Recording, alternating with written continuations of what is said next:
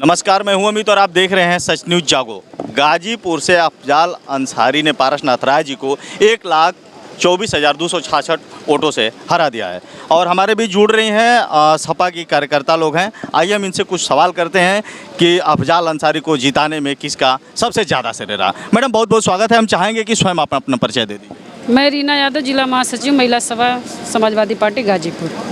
जी madam, आज जो फैसला आया अफजाल अंसारी जी के पक्ष में फैसला आया है, इस फैसले से आप लोग कितना खुश हैं? चेहरे पे काफ़ी स्माइल है। फैसला तो 1 जून को ही हम लोग को पता चल गया था, बस काउंटिंग का इंतजार था और जनता तो पहले ही बोल दी थी सारा श्रेय जनता का है, क्योंकि जनता जिसके तरफ रहती है उसकी जीत होती है।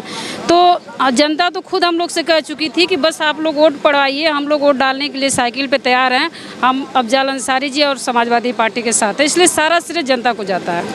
मैडम, जब जनता के बीच आप जाती थी, महिलाओं से मिलती थी, बहन बेटियों से मिलती थी, तो लोगों को कैसे जागरूक करती थी, क्या समझाती थी कि इतनी भारी मतों से अफजाल अंसारी को विजयी घोषित? इतनी जनता त्रस्त आ गई है ना, आपके माध्यम से बताना चाहती हूँ। भले केंद्र में सरकार जिसके बने, लेकिन इतनी जनता त्रस्त आ गई है कि जनता खुद जागरूक हो गई थी कि कब वोट पड़े हम लोग सरकार बदले।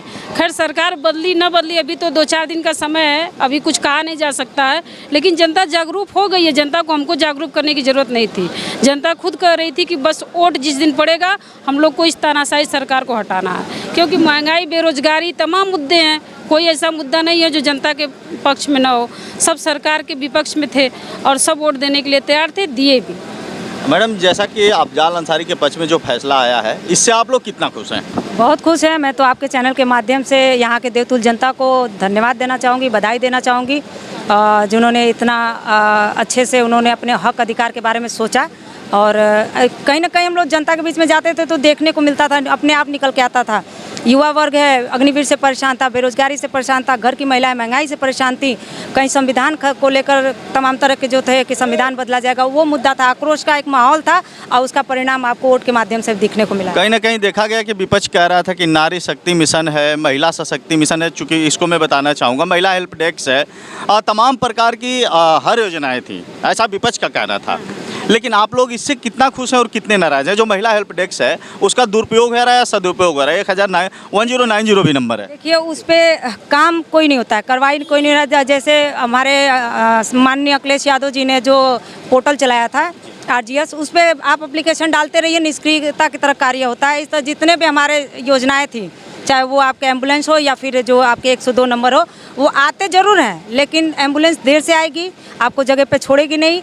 और जो आपका 102 नंबर है वो आएगा तो जो मराया रहेगा उसी को उठा के ले जाएगा, और जो उसके पक्ष का होगा वो सुनवाई नहीं होता, उसी के पक्ष का जो मराया रहेगा उसी के ऊपर FIR दर्ज होता है। मैडम, कहीं ना कहीं जब आप लोग प्रचार प्रसार कर रही होंगी तो लोग कहते हैं कि उनके जो भाई थे मुख्तार अंसारी माफिया थे, तो कुछ लोग कहते हैं कि मसीहा थे, गरीबों के अन्नदाता थे। क्या लगता था जब प्रचार करती थी तो कुछ इस तरह के कमेंट आते थे कि नहीं? तो आप चैनल वाले बड़े अच्छे से जानते होंगे किस तरह से उनको माफिया बनाया गया। तो आम जनता तो आज भी उनको गरीबों का मसीहा मानती है। हम जहाँ जनता में गए, जो उनके समय में जो माताएं बहनें थी, उनके आंखों में तो केवल आंसू ही थे कि मुख्तार अंसारी हमारे लिए ये किए थे, मुख्तार अंसारी हमारे लिए वो किए थे। और मैं खुद ऐसी महिला हूँ। मुझे याद है जब मेरी दादी जिंदा थी तो हमारे घर पर एक पेड़ कट गया था, तो उनकी कहीं सुनवाई नहीं हुई थी, तो उन्होंने ये शब्द कहा था कि मैं फाटक पे जाऊंगी मुख्तार अंसारी जी से मदद मांगने। तब मैं कक्षा 6 में पढ़ती थी, तब की बात है। तो मैं उसी से अंदाज़ा लगाती हूँ कि वो ज़मीन पे क्या है वो देखिए ना, धरातल पर, या धरातल जो उनको मानता था वो वोट देकर वो साबित भी कर दिया।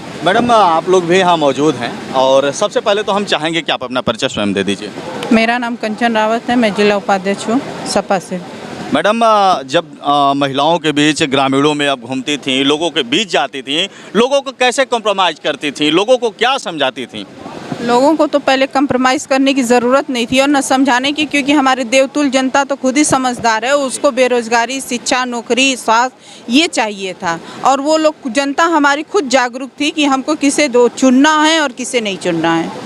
मैडम, आपको कैसा लगा जब क्षेत्रों में जाती थी, लोगों से मिलती थी? बहुत से ऐसी महिलाओं का बयान आया कि मोदी जी अच्छे हैं, मोदी जी अच्छा कार्य कर रहे हैं, लेकिन आप लोगों को कैसे जागरूक करती? जब विपक्ष के यहाँ जाती होंगी, क्या क्या परेशानियाँ आती थी? परेशानियाँ कुछ नहीं आती थी, बस उन लोगों के मन में ये था कि बस हमारे साइकिल के चुनाव चिन्ह पे निशान मारना है। ऐसा क्यों? ऐसा क्यों? क्योंकि वो मुख्तार अंसारी को मसीहा मानते थे लोग, और अफजाल अंसारी के उन्हीं के पक्ष में उनको भी उसी नज़रिए से देखते थे, और हर पल पे वो खड़ा रहते थे, जहाँ उनको जो चाहता है वहाँ वो मिलते। मैडम जैसा कि एक सवाल कर लेते हैं, क्या लग रहा है अफजाल अंसारी चुनाव तो जीत गए, क्या लग रहा है कि अपने बातों पे खरा उतरेंगे?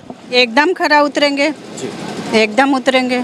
जब आप प्रचार प्रसार कर रही होंगी तो कुछ लोग माफिया भी कह रहे होंगे, ऐसा भी कह रहे होंगे कि माफियाओं का आप प्रचार प्रसार कर रही हैं। उस समय किस तरह से झेलती थी, क्या क्या परेशानियां आती थी, क्या क्या कठिनाइयां आती थी? किसी ने माफिया नहीं कहा, मसीहा ही कहा।